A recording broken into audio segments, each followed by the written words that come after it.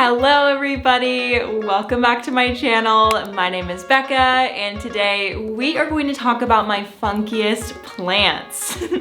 So I like going through my plants and like categorizing them like most colorful, most funky, most interesting to watch. And today we're doing the funky plants. So this is basically the plants that kind of have a unique look, or maybe they have an interesting, unique feature. We're gonna start off with the Philodendron Tortum, and this plant is honestly so unique. It looks like a palm. So I guess in that way, no, it's not that unique, but it's unique because it looks like a palm, but it's a philodendron. So I like that it's sort of like bending the rules and doing its own thing and just looking so cool. This is one of those plants that I had in the back of my mind, but I haven't seen it very often, so I didn't have lots of opportunities to sort of like weigh the pros and cons of like whether or not I should buy a plant. Because if you didn't know, with my plant buying, I tend to see the plant multiple times before I buy it. Usually I don't just like see something new and pick it up. Like I like to do my research, and I always suggest that you guys do that too. So with that being said, I did have time to think about this one, and I'm really glad that I got it. I got it in Minneapolis when I was there a couple weeks ago, and I just absolutely love this plant. The newest leaf that came out, I think, got either cut off or it was a little bit shorter, but you can see that it has like fronds. It's very cool. I'm sure that they don't actually call it fronds with this philodendron. Like I bet it's like sinuses or something like that. But it just has the coolest look, and it is actually going to be putting out a new leaf very soon, which is exciting because when these put out new leaves, they're like rolled up like a regular houseplant leaf would be, and then it slowly just like expands, and it's like fingers opening up. It's so cool. So I'm really excited to show this to you as it unfurls, and I will keep you updated. The next funky plant is my Crested Cactus geometricans.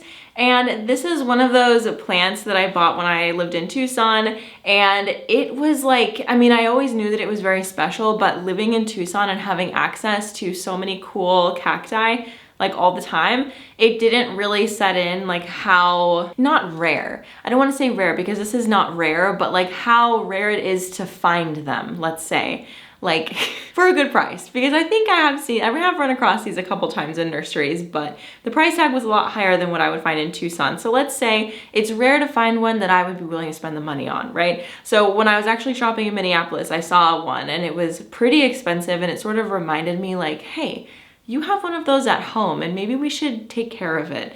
So I gave a little bit of a facelift, and it used to be much bigger, but last winter I didn't bring it inside in time, and it did not fare very well out in the cold. Like I think I left it out, it was in the 30s for sure, and it might have even dipped even lower than that. I just wasn't thinking, and so half of the plant actually died, and so this one, this big crested piece, is doing totally fine.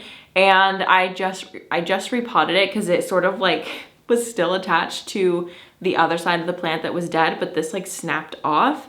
And so it was just kind of hanging there. So finally I repotted it in my last plant tours video that you saw.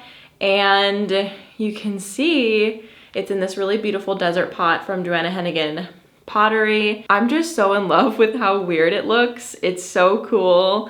Cactus are so cool, you guys. If you don't collect cactus, get yourself some grow lights or a south window or a sunny patio in the summer and grab some cactus. There's definitely so many cool varieties out there. Like I could make an entire video about like funky cactus because there's just so many different kinds. But this one, the crested cacti, are very cool, and also euphorbia come in crested versions too. My next funky plant is this Begonia Bravermosa. And this one is on this list because this color I feel is pretty, here I go again, I don't want to say rare, uncommon. It's pretty uncommon for a houseplant, let's say. Begonia do tend to be more colorful on the houseplant spectrum, but it's usually the back of the leaves would be this bright, vibrant red color. But with this one, it's the front of the leaves and the back of the leaves. You can see that the plant kind of is facing this way. But it has just the most beautiful coloring. So it has those pink, like neon pink background, and then some green veining. So it's sort of like, I don't know, like an inverted variegation. Like that's not what it is, but it's just so cool. It's definitely a very funky plant. You can also see that the edges are sort of jagged and that the plant is actually kind of hairy too. So it has like little feelers. Like it's just such a goofy plant, or funky. We're on the funky plant list. I don't know, it's just such a funky plant and I really have enjoyed it. It's doing really well in my greenhouse cabinet, but we did have some time, as you can see there's some blank stem, where it wasn't living in there and it wasn't doing incredible in the ambient humidity in my home. It's currently 69% humidity in this room, but that's not very common. It's normally around like 55, 60, sometimes as low as 30 to 40, just depending on the time of year. Like if we're running the stove for the heater, like the fireplace, it's very dry in the house, but in the summertime we have to run a dehumidifier because it'll get way too humid. So all of that being said, she does better in a controlled humidity environment, which is the greenhouse cabinet. That's usually around 60 to 70% humidity. And she's done a lot better. We have a lot of new growth. You can see at the top there, we've got a lot of fun stuff going on. And then I'm really excited because at the bottom here, you can see there's some new growth coming out there. So yeah, she's a star. I'm really excited to see what she does as we continue our lives together. Okay, I'm wearing the next plant as a hat. This is my Phylum sprucianum, and this plant is so much fun. It is so funky. As you can see, it wants to be a hat, but it has these really cool leaves right here. It kind of reminds me of the umbrella plant in a lot of ways, but this one is a Phylum, so it is related to the Phylum the Philodendron Selum.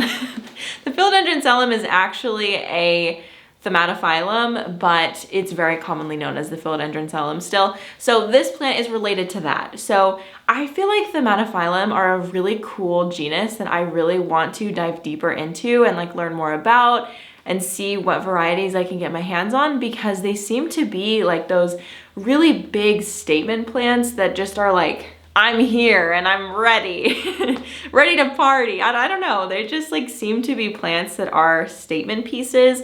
And I really like that. I like that this is so big. And as you can see, it's like completely spread itself out. And I don't know if there's really a way to control that. I mean, surely you guys know, if you've been watching for a while, that I'm a big fan of plant braces, which is basically like my phrase that I coined for anything that supports your plant and like helps move it in a certain direction for where you want the growth to be. That's a very roundabout way of saying it holds it up. It's like a plant bra, but plant braces seems a little bit more I don't know, relevant to more people. So I could definitely like get a piece of plant Velcro and like Velcro all of these pieces together to be like this. And if this plant was staying in my home, I would probably do exactly that, because it is very all over the place and I don't typically like that. I'm really excited to see this grow and to see what the leaves will look like as they keep coming out, because look at how unique that is. I mean, there's like a bunch of leaves on this one leaf. It's just interesting. I know that there's probably a name for this type of growth structure, and if you have an opportunity to get one or even just to see one, definitely seek it out. Look around in your local nurseries and see if they're selling this plant now, because I've seen it. I saw it in Minneapolis and then I was like, ooh, that's really cool. And it was the first time I had ever seen it. So I wasn't gonna buy it as my typical rule.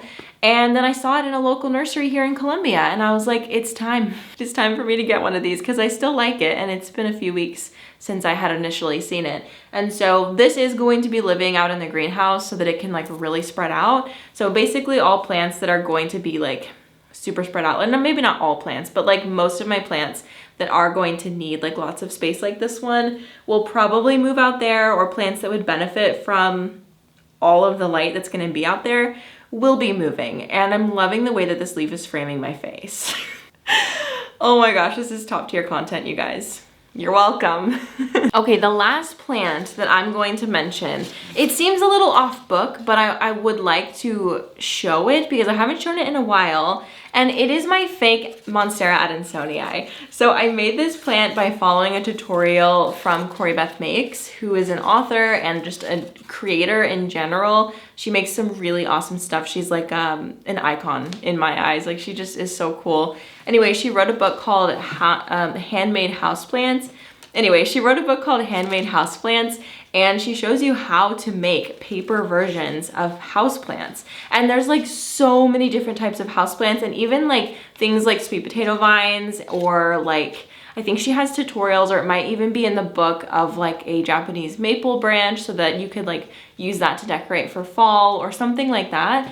It's just really cool. There's tutorials all the way from Monstera adansonii to a fiddle leaf fig, and I feel like a fiddle leaf fig would be so cool. I was actually thinking about making a fiddle leaf fig for my bedroom because I'd love to have more plants in there, but it just, with the way that the room is set up, there's really not much lighting at all. And so I do have a plant in there with a grow light. I have a big Monstera tree with a Monstera tree. I have a Monstera deliciosa in there underneath a Soltech Solutions grow light, and then I have a little wall frame grow light from Modern Sprout, and those are great. But I would love to have like another big statement plant, and unless I put in another grow light, I don't think I'm gonna be able to do it. So I think doing like a fake statement plant would be really cool, and I would want it to look super realistic. Like, I might even consider using real branches from outside. I don't really know, but I just wanted to show this plant as like a reference point because I did make a video of the process of making this plant, and I think it's like so funky and cute, and it's potted in this pot that doesn't have drainage, and I didn't know what I was gonna use it for. Now that I know how to drill drainage holes, I think that I could have used this pot for other reasons. But it is cool that I have this pot, and the plant looks like a real plant when you're not really paying attention. Now, of course, all of the leaves are exactly the same, which isn't realistic, but if I was to do it again, I would do a couple different leaf varieties, but I would pretty much structure it exactly the same because it looks so good. It's so full. The leaves towards the bottom are a lighter green color, and we have some rocks. Oh. For some reason, I thought I glued them down, but I didn't. We just have some rocks that I took from the garden outside, you can see, and popped them in here. And there's like a styrofoam disc that I stuck the wire into, and it all holds itself in. So if you want to see me make this, I made it last year and last winter, and so I think I'm going to do another tutorial, or maybe, just maybe, do something special on my Patreon. If you didn't know, I have a Patreon, and I do plant clinics on there. We do bonus videos, we chat on Discord, we do polls and things like that for content, and sometimes I even will post a video to Patreon before I post it here, like if I want, or like if I have like an early version of the edit and like I want people to see it because I'm excited. It's a really fun time. If you want to support my channel in another way, that would be a really fun way, and you're also getting lots of stuff out of it, so it would be just a fun time.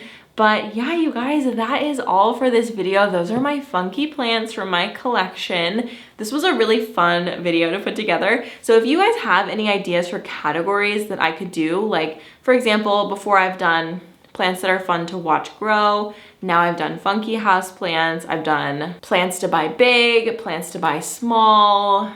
What else have I done? I've done so many different versions of this video, and I would love to continue making more. So if you have a category that you'd like to see me break down my collection with, I would love to do that for you. So let me know in the comments down below. But yeah, I'm super excited to make more of these videos. I just find them so fun, and it's a cool way to kind of like curb the need to go buy more plants because I'm given a prompt and I have to like shop my own house and like find plants to hype up, and I just think that's the best thing ever. So even if you don't make YouTube videos and you maybe have an Instagram, or you just write about your plants in your journal, or you talk about your plants with your partner, I think it would be really fun to like in your mind think like, oh, what are my 5 funkiest plants in my house, and like think about why. I just think it's a really great exercise to curb the need to buy plants and go shopping all the time, because it reminds you like, oh no, I have so many cool and unique plants already, and that's fun in